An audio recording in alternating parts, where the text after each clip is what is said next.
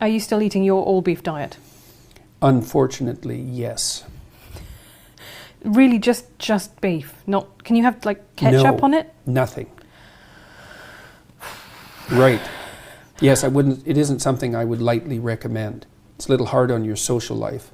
It makes traveling quite difficult, and it's dull as hell. But what has it done for you? Well, I lost 50 pounds in 7 months. I stopped snoring. I had some autoimmune conditions that seem to have gone away. I'm not taking antidepressants. My mood isn't perfectly regulated, but I'm under a fair bit of stress, so that might have something to do with it.